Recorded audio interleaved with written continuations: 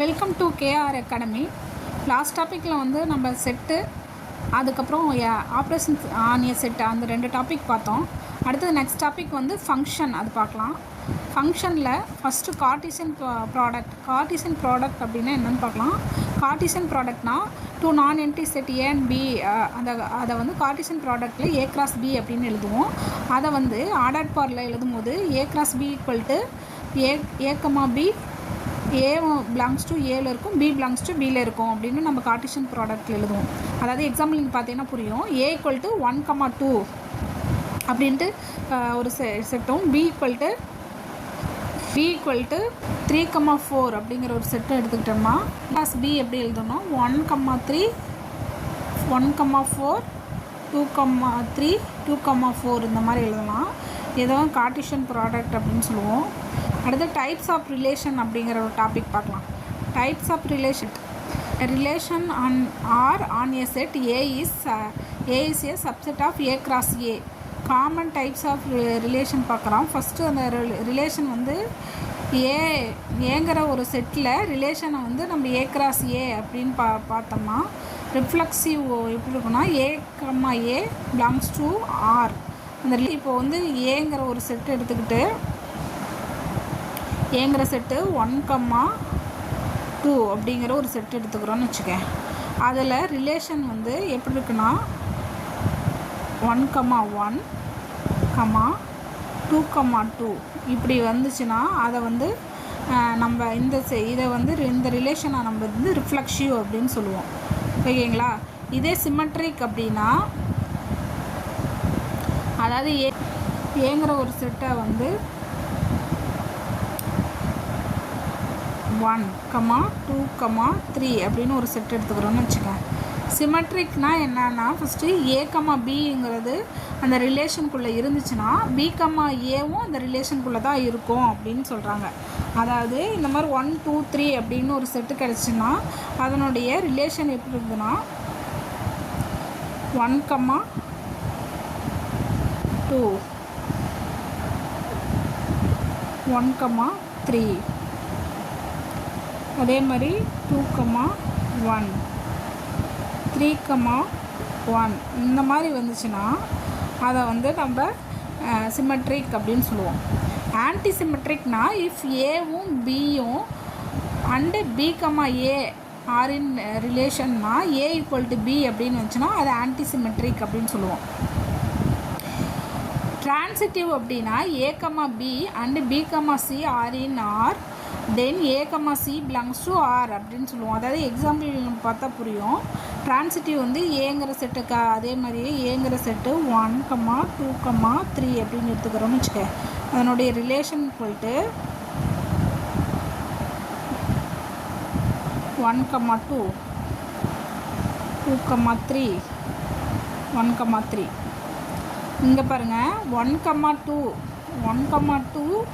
2,3 இந்த 2க்கு அடுத்து 3 வருதுன்னா இன்னொரு இது வந்து சப்செட் எப்படி இருக்குன்னா 1,3 அப்படின்னு இருக்கும்.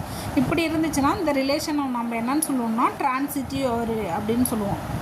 புரியுதுங்களா? ட்ரான்சிட்டிவ்னா என்ன, ரிஃப்ளெக்சிவ்னா என்ன, சிமெட்ரிக்னா என்னன்னா, சிமெட்ரிக் அப்படி ரிஃப்ளெக்சிவ் அப்படிங்கிறது எப்படி இருக்குன்னா ஏ ரிலேட்டட் ஏ அப்படின்னு இருந்துச்சுன்னா அது ரிஃப்ளெக்சிவ்னு சொல்லுவோம். அதே ஏ ரிலேட்டட் பி டூ அல்லது இப்படி ஏ ரிலேட்டட் பின்னாலும் பி ரிலேட்டட் ஏவா கிடச்சிச்சினாலும் அதை வந்து நம்ம சிமெட்ரிக் அப்படின்னு சொல்லுவோம். இதே வந்து ட்ரான்சிட்டிவ்னா A related B B related C அப்படின்னுங்கும்போது நம்மளுக்கு வந்து என்ன கிடைக்குதுன்னா ஏ ரிலேட்டட் சீன் கிடச்சுன்னா அதை வந்து நம்ம ட்ரான்சிட்டிவ் அப்படின்னு சொல்லுவோம்.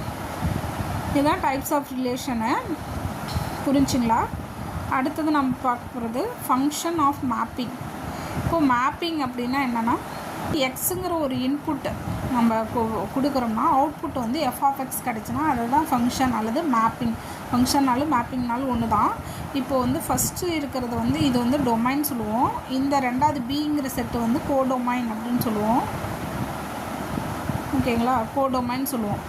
ரேஞ்ச் அப்படின்னா இந்த டொமைன்லேருந்து கோடொமைனுக்கு ஒரு ஃபங்க்ஷன் மேப் ஆகுது இல்லைங்களா, எல்லாமே ஃபுல்லாக எந்தெந்த இதுக்கெலாம் மேப் ஆகுதோ அதை தான் நம்ம ரேஞ்ச் அப்படின்னு சொல்லுவோம். 2 4 6 அப்படின்னு மேப் ஆகுதா, 2, 4, 6 இதை தான் வந்து நம்ம 4, 6 இதை தான் வந்து நம்ம வந்து ரேஞ்ச் அப்படின்னு சொல்லுவோம்.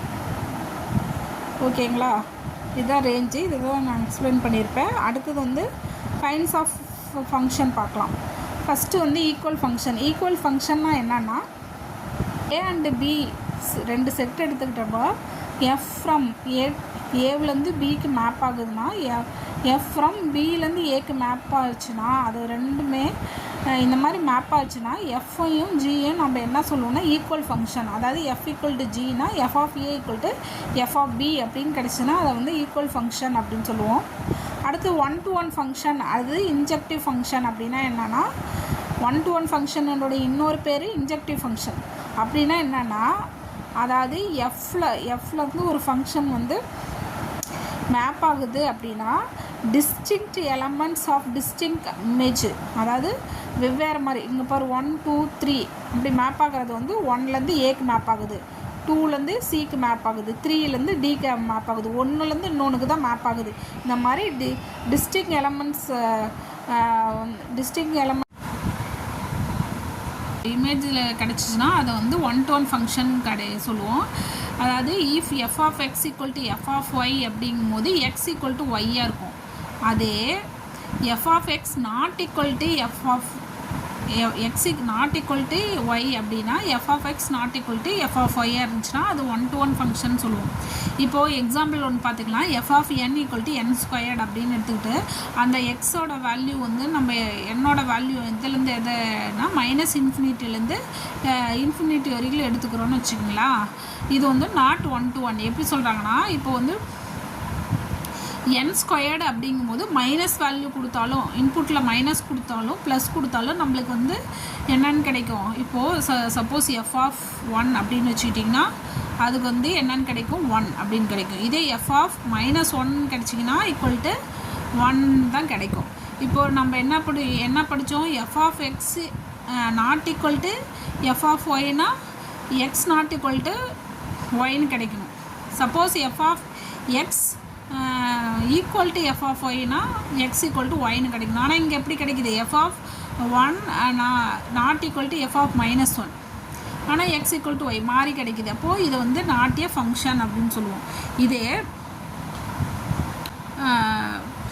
அடுத்த எக்ஸாம்பிள் என்ன இருக்குன்னா, F of N equal to N squared on 0 <= இங்கே வந்து நம்ம என்ன வேல்யூ மட்டும் எடுத்துக்கிறோம், ஒன்லி பாசிட்டிவ் வேல்யூ மட்டும் எடுத்துருக்கும் போது அது வந்து 1-to-1 மேப்பாக இருக்குது. இதே வந்து இங்கே வந்து நெகட்டிவ் வேல்யூ வரதுனால இது நாட் ஏ 1-to-1 அப்படின்னு சொல்கிறோம். அடுத்தது பார்க்குறோம் ஆன்-டு ஃபங்க்ஷன். ஆன்-டு ஃபங்க்ஷன்னா என்னென்னா, ஃபங்க்ஷன்னு சப்ஜெக்டிவ் ஃபங்க்ஷன் அப்படின்னு சொல்லுவோம். A function F from A to B is said to be onto if for each b belongs to b there exists at least one element a belongs to a such that f of a, அதாவது இதை பார்த்துங்க, f of a equal to b, that is the range of f is b. அதாவது codomain equal to range அப்படின்னு இருந்துச்சுன்னா அதை வந்து நம்ம வந்து ஆன்-டு ஃபங்க்ஷன் அப்படின்னு சொல்லுவோம். அதாவது பியில் இருக்கிற ஒவ்வொரு எலமெண்ட்டுக்கும் ஏவில் ஒரு ப்ரீ இமேஜ் இருக்கணும். இருந்துச்சுன்னா ஒவ்வொரு எலமெண்ட்டுக்கும் ப்ரீ இமேஜ் இருந்துச்சுன்னா அதை வந்து நம்ம ஆன்-டு ஃபங்க்ஷன் அல்லது சப்ஜெக்டிவ் ஃபங்க்ஷன் அப்படின்னு சொல்லுவோம். இப்போ இந்த எக்ஸாம்பிள் பார்த்துங்க, ஏங்கிற செட்டு பிங்கிற செட்டு எடுத்துக்கிட்டிங்கன்னா ஏவிலேருந்து பிக்கு, ஏவிலேருந்து எக்ஸுக்கும், அதே மாதிரி பிலேருந்து ஒய்க்கு, சிலேருந்து ஒய்க்கு மேப் ஆகிருக்கா. இங்கே கோடொமைனில் எல்லாத்துக்குமே மேப் ஆகிருக்கு. இப்படி இருந்துச்சுன்னா ஃபுல்லாக கோடொமைன் ஃபுல்லாக மேப் ஆகிருந்துச்சுன்னா அதை வந்து நம்ம வந்து ஆன்-டு ஃபங்க்ஷன் சொல்லுவோம். அதாவது கோடொமைன் ஈக்குவல் டு ரேஞ்ச். இதை நல்லா ஞாபகம் வச்சுக்கோங்க. அடுத்தது இன்டூ ஃபங்க்ஷன். இன்டூ ஃபங்க்ஷன்னா என்னென்னா, உங்கிற செட்டு பிங்கிற செட்டில் ஒரு இந்த கோடொமைன் இருக்குது இல்லைங்களா, பியில் ஏதாவது ஒரு இமேஜ் ஏதாவது மேப் ஆகாமல் இருந்துச்சுன்னா அதை வந்து நம்ம இன்டூ ஃபங்க்ஷன் சொல்லுவோம். அதாவது ஒன்றுக்காவது அதை ஏவில் ப்ரீ இமேஜ், இப்போ இங்கே 7ங்கிற நம்பருக்கு ப்ரீ இமேஜ் இங்கே இல்லை, அதனால் இதை வந்து நம்ம இன்டூ ஃபங்க்ஷன் அப்படின்னு சொல்லுவோம். அதாவது any elements of B not a preimage of A. ஏதாவது ஒரு எலமெண்ட்டுக்காவது நம்மளுக்கு ப்ரீ இமேஜ் இல்லைன்னா அதை வந்து நம்ம என்ன சொல்லுவோம்னா இன்டூ ஃபங்க்ஷன் அப்படின்னு சொல்லுவோம். இன்டூ ஃபங்க்ஷன் எப்படி இருக்குன்னா ரேஞ்ச் கண்டைன்ட் கோடொமைன் அப்படின்னு இருக்கும். ஓகேங்களா, அதை தான் வந்து இன்டூ ஃபங்க்ஷன் அப்படின்னு சொல்லுவோம். அது அடுத்தது 1-to-1 கரஸ்பாண்டன்ட். இது மிஸ் ஆயிடுச்சு, நீங்கள் இதை நோட் பண்ணி வச்சுங்க. 1-to-1 கரஸ்பாண்டன்ஸ்னால் என்னென்னா 1-to-1 கரஸ்பாண்டன்ஸை வந்து நம்ம பைஜெக்ஷன் சொல்லுவோம். ஓகேங்களா, பைஜெக்ஷன் அப்படின்னா போத் 1-to-1 அண்ட் on-to ரெண்டுமே சாட்டிஸ்ஃபை ஆச்சுன்னா அதை வந்து பைஜெக்ஷன் அப்படின்னு சொல்லுவோம். அடுத்தது வந்து நம்ம இன்வர்ஸ் ஃபங்க்ஷன் பார்க்கலாம். இன்வர்ஸ் ஃபங்க்ஷன் வந்து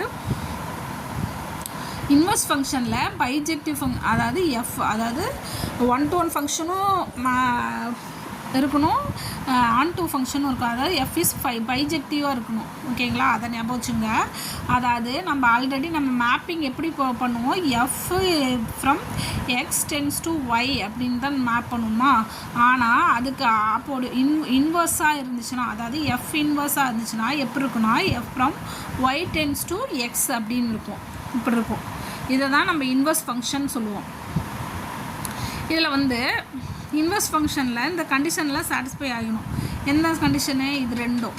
அதாவது F inverse of X equal to X, F inverse of F of X equal to X அப்படின்னு வந்துச்சுன்னா அது இன்வர்ஸ் ஃபங்க்ஷன் சொல்லுவோம். நம்ம ஒரு எக்ஸாம்பிள் பார்க்கலாம். F of N equal to N squared அப்படின்னு வச்சுக்கோங்க. F from R real to ரியலில் மேப் ஆகுதுன்னா minus infinity less than x அதாவது எக்ஸுங்கிற வேல்யூ வந்து மைனஸ் இன்ஃபினிட்டிலேருந்து 0 வரைக்கும் இருக்கும். The domain of f is whole real range என்ன கிடைக்குதுன்னு பாருங்கள். 0, எப்படி வந்துச்சுன்னா இப்போ வந்து இங்கே வந்து நம்ம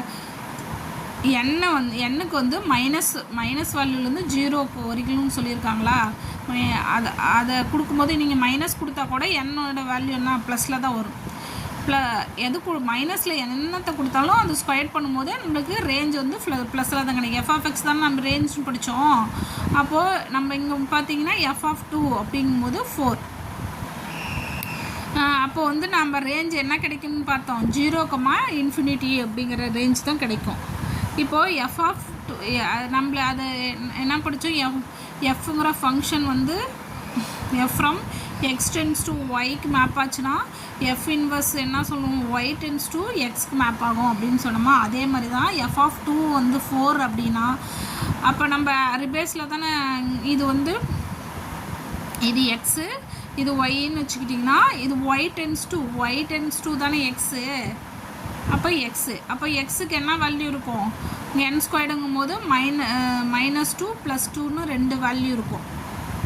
ஓகேங்களா, அதை தான் இன்வர்ஸ் ஃபங்க்ஷன் சொல்லுவோம். அடுத்தது சப்போஸ் இந்த எக்ஸாம்பிள் பாருங்கள்.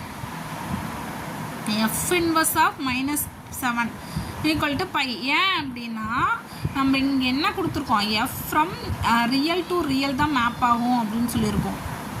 ஓகேங்களா, ஆனால் -7 அப்படிங்கிறது இங்கே என்னது காம்ப்ளெக்ஸ். -7ங்கும் போது என் ஸ்கொயர்டோட வேல்யூ என்ன வரும், காம்ப்ளெக்ஸ் வேல்யூவாக வரும். அப்போது இது வந்து அப்போது அதனுடைய எஃப் இன்வர்ஸ் வேல்யூ என்ன வரும், எதுவுமே வராது, எம்டியாக வரும். அப்போது அதை வந்து நல் செட் பைன்னு சொல்லுவோம். Suppose F of X squared equal to 9 அப்படின்னா எக்ஸ் ஸ்கொயர்டு தான் நம்ம இங்கே எடுத்திருக்கோம். அப்போது என் ஸ்கொயர்டோட வேல்யூ வந்து எக்ஸ் ஸ்கொயர்டோட வேல்யூ 9 கொடுத்துருக்குறாங்க. அப்போது ஒரே ஒரு செட்டு மட்டும் 9 கிடைக்கும். சப்போஸ் எஃப் ஆஃப் 0,3 அப்படின்னு வச்சுக்கிட்டிங்கன்னு வச்சுக்க, இங்கே 0க்கு ஸ்கொயர் போடுங்க, 0 தான் கிடைக்கும். 3 வந்து ஸ்கொயர் பண்ணிங்கன்னா 9, 3 ஸ்கொயர் 9 கிடைக்கும். அடுத்தது 3 தியரம் இருக்குது, அதை பற்றி பார்க்கலாம். From A tends to B and if X contained Y contained B, then F inverse of A union B. A union B எப்படி எழுதுனா F inverse of X union F inverse of Y அப்படின்னு எழுதுவோம்.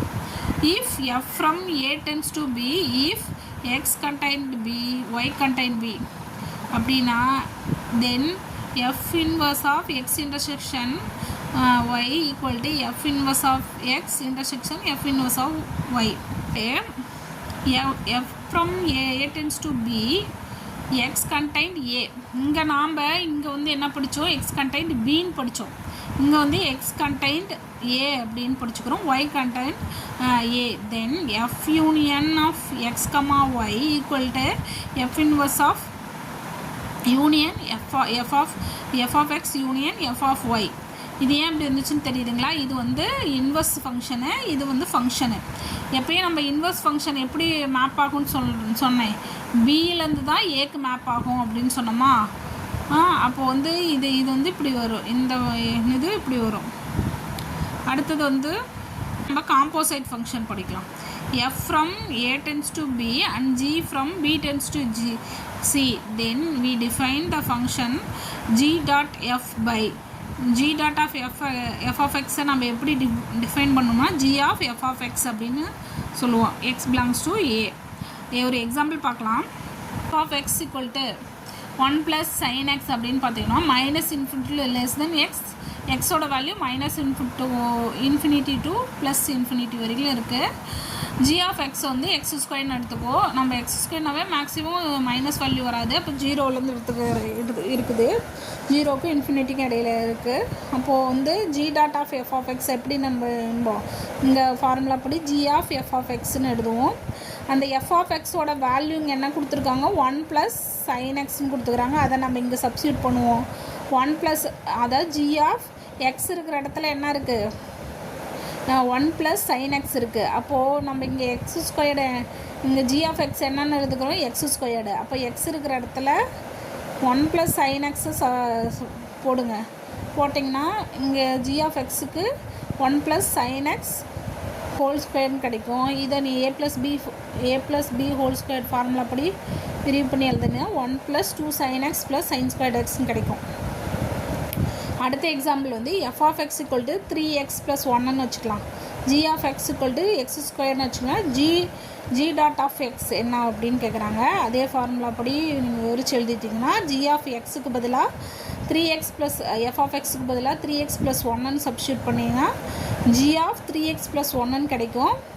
இந்த g of எக்ஸை நம்ம என்னென்னு எடுத்துக்கிறோம், X ஸ்கொயர்னு எடுத்துக்கிறதுனால இந்த வேல்யூ தானே எக்ஸுக்கு பதிலாக 3x ப்ளஸ் 1ன்னு போட்டிங்கன்னா 3x ப்ளஸ் 1 ஹோல் ஸ்கொயர். அப்போ இதை வந்து a plus B whole square formula படி விரிவுனா 9x square plus 1 plus 6x கிடைக்குது.